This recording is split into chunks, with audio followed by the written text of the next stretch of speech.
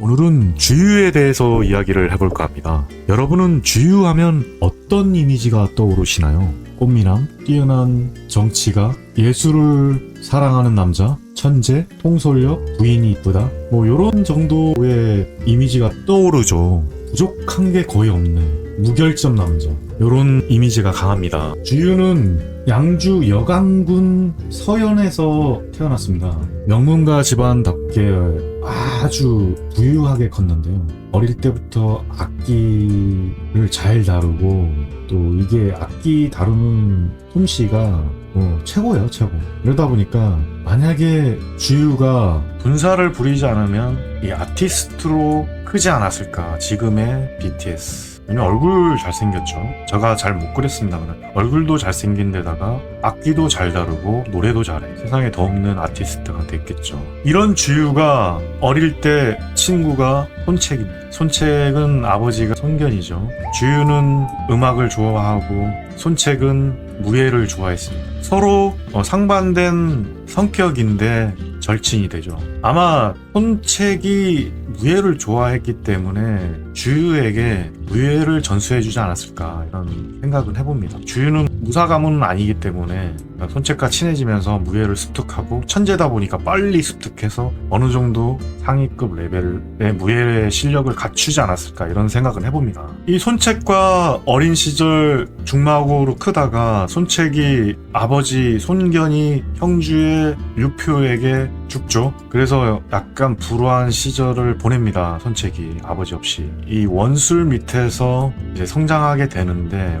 원술이 손책을 좋아해요. 좋아해서 손책을 많이 키워줍니다, 아들처럼. 주유가 이 원술의 사람됨을 보고 독립하라고 꼬십니다. 원소나 조조, 유표, 유장, 유비, 요런 사람에 비해서 질적으로 떨어진다 판단한 거죠. 원술이 영웅의 기질이 없다, 이렇게 판단해서 손책에게 내가 너의 군자금을 댈게, 자립해라, 이렇게 꼬십니다. 그리고 주유는 이 양주에서 컸기 때문에 이 일대의 어떤 지형이라든지 일대의 사람들하고 친분이 상당히 넓었어요. 그렇기 때문에 손책하고 주유는 무력과 또 군자금이 결합이 되면서 이 동호 일대를 평정해 버립니다. 그러면서 손책은 강동의 호랑이로 불리죠. 어찌 보면 주유의 역할은 군자군, 그리고 새로운 나라의 설계, 인재, 스카웃을 담당하지 않았을까, 이런 생각을 해봅니다. 군사적인 면은 손책, 물론 주유도 손책 못지않게 어떤 군사적인 면이 있었으나 손책이 살아있었을 때는 주유가 이런 세 가지 역할을 담당하지 않았을까, 그런 생각을 해봅니다.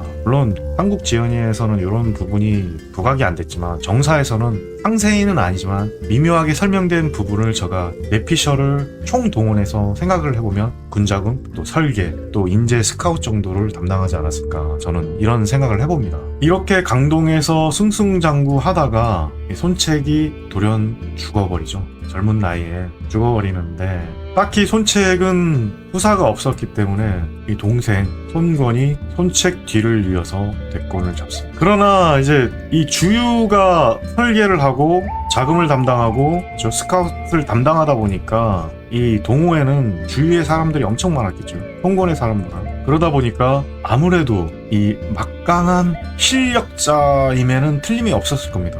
근데 이제 삼국지연의에서는 주유가 동호를 평정해 나가는 과정은 약간 비중을 많이 다루지 않습니다. 나간중은 이 적벽대전에서 드디어 이 주유를 엄청나게 부각시키기 시작하는데요. 사실 적벽대전에 짱 큰 공을 세운 사람은 주유죠. 뭐니 해도 주유고, 나간중은 소설에서 이 제갈량을 부각시키고 싶었어요. 그래서 제갈량을 부각하면서 한 게 동남풍, 화살 10만 개, 우리 다 아는 스토리죠. 그리고 불화, 화공을 쏴야 된다. 주유와 제갈량이 일치하죠. 화공으로. 요런 거를 나간중이 스토리로 만들어냅니다. 정사에서는 요런 게 있었다는 설은 없어요. 화공을 썼겠죠. 화공을 썼겠는데 이 제갈량하고 일치해서 썼다는 설은 없습니다. 이거는 주유의 단독 작전이었던 것 같아요. 단독. 어찌 보면 제갈량과 주유는 한 공간에 없었을 수도 있어요. 창작일 수도 있습니다. 오히려 주유와 유비는 같이 전투를 했었을 수도 있습니다. 어떤 역사서에서는 유비가 적벽대전에서 완전히 적극적으로 전투에 참여했다는 말도 있기 때문에 제갈량은 둘째 치더라도 주유와 유비는 적벽대전에서 실제 전투에 기여를 한 걸로 보입니다. 나중에 유비가 성주를 얻은 게 우연이 아니라는 거죠. 어쨌든 적벽대전이 발발하면서 이 주유는 급부상을 하는데요. 적벽대전을 잠깐만 설명해주면 조조가 원소를 박살내고 화북을 통일합니다. 관도대전의 승리로. 그리고 밀고 내려오는데 형주의 유종이 그냥 받쳐버려요. 조조에게. 물론 딜은 했죠. 조조하고 딜은 했는데 형주 자사로 계속 유지하는 조건으로 조조에게 딜을 했으나 조조는 그렇게 얘기하죠. 형주 자사는 허창 가서 해라 하면서 허창으로 황제하고 너 종친이니까 같이 놀면서 친하게 지내라 하면서 허창으로 데려가 버리죠. 그러면서 이제 적벽대전이 발발을 하는데 조조군 80만, 실제로는 뭐 20만에서 25만 정도 되는 것 같고요. 이제 5, 6 연합은 이제 송건의 원하라는 실제로 한 5만, 여기는 한 2만 정도 되는 것 같아요. 그렇게 따져도 한 4배, 많게는 10배까지의 병력을 상대로 전면전을 붙었을 때는 승산이 무조건 없는 거죠. 여기에 주유가 생각해내는 게 화공입니다. 이 적벽이라는 곳에 이 양자강이에요. 완전 이거 강이 폭이 엄청 넓습니다. 바다같이.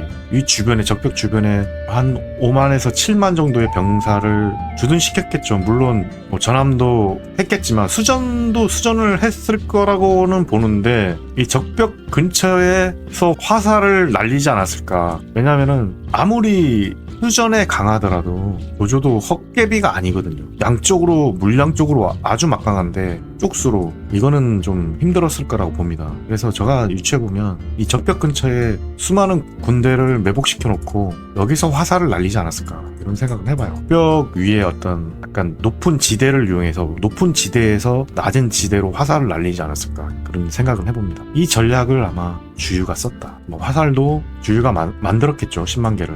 이 전투에서 주유가 조조를 아주 박살내버리면서 주유는 진짜 천하의 인재로 급부상합니다. 주유천하라고 하죠. 주유천. 이때의 어떤 인기도는 아마 삼국에서 최고, 주유의 인지도는 엄청나게 급상승했을 겁니다. 조조도 주유 보면서 엄청 쫄고 갔겠죠. 저런 인재가 송곤에게 있는 동안은 내가 이 지역을 평정하기는 쉽지 않겠다 이런 생각으로 갔을 겁니다. 한탄하면서. 근데 이 주유를 나간중은 약간 꼬았어요. 제갈량을 띄우기 위해서 약간 제갈량을 질투한 동급 빌런으로. 빌런은 아닌데 질투쟁이로. 이런 말도 있잖아요. 하늘이 나도 낳아줬는데 제갈량도 낳았다면서 원망스러운 멘트를 날리죠. 그런 것도 있고 제갈량을 암살하려고 했다는 설도 있고. 제갈량 암살설은 정말 아닌 것 같아요. 유비와 송건이 동맹을 해도 할까 말까인데 여기에서 내전을 한다? 그러면은 여기에 손실도 엄청 났을 거예요. 둘이 싸웠으면. 제갈량이 1등 참모인데 제갈량을 암살해버리면 어떻게 됐을까요? 유비가 가만히 있었을까요? 송건을 먼저 때려버리겠죠. 이런 일은 없었을 것 같은데 나간중은 질투에 눈이 먼 이 주유가 암살을 계속 시도했다고 표현을 해버립니다. 나중에 훗날에 제갈량이 엄청난 경쟁자로 자라기 전에 싹을 미리 잘라버리는 거죠. 근데 이거는 실제로 없었을 것 같아요. 어쨌든 주유는 적벽대전 이후에 엄청난 인지도 상승을 겪고 삼국시대의 최고의 장수가 됩니다. 참 송건도 어찌 보면 좋아라마는 못했을 거예요. 너무나 세니까. 이 주유라는 캐릭터가 너무나도 세니까 이 송건은 오히려 작아 보이는 이런 형국이 아니었을까. 그래서 견제를 하려고 해도 너무 커버리니까 견제할 수도 없는 입장이었을 거예요. 송건 입장에서는. 만약에 주유가 딴 마음을 겪고 송건을 치려고 했으면 송건은 아예 무방비로 당할 수밖에 없는 그 정도의 어떤 실권자가 아니었을까 이런 생각을 해봅니다. 이 적벽대전 이후에 강릉 전투도 있고 약간의 전투를 겪다가 젊은 나이에 이 주유가 사망을 해버리죠. 이 주유의 사망이 진짜 안타까운 게 오나라 입장에서는 천하를 평정할 수 있는 기회를 놓친 거죠. 주유도 제갈량처럼 천하 2분지계를 외칩니다. 제갈량은 3분지계.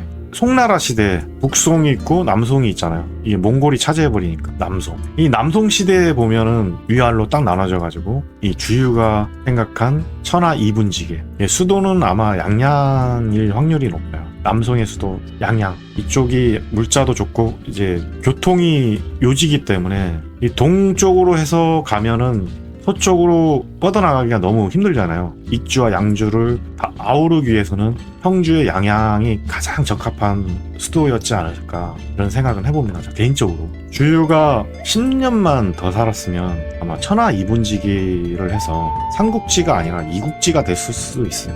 주유도 익주를 정벌하려고 했거든요. 만약에 주유가 먼저 익주를 정벌을 해버렸으면 지금의 촉하는 존재하지 않았겠죠. 촉오? 좀 이름이 좀 웃기긴 한데 어쨌든 주유는 30대 중반의 나이에 요절을 해버립니다. 정말 안타깝죠. 잘생긴 외모, 능력, 이쁜 마누라 뭐 하나 빠진 게 없는 주유였는데 역시 신은 공평한 건가요? 주유에게 딱 하나를 안 줍니다. 장수. 이 오래 살기를 안 해요. 너무나도 젊은 나이에 역사서에는 많은 기록이 안 남게 해버린 게 요졸이라고 생각합니다. 정말 안타까운 남자입니다. 제가 정말 좋아하는 남자 중에 하나가 주유인데요. 만약에 주유가 10년만 더 살았으면 과연 이 삼국을 통일했었을까요? 그리고 혹시나 주유와 송건의 관계는 어찌 됐을까요? 여러분의 상상을 댓글로 많이 달아주시기 바랍니다. 구독, 좋아요, 알림 설정 꼭 부탁드립니다. 감사합니다.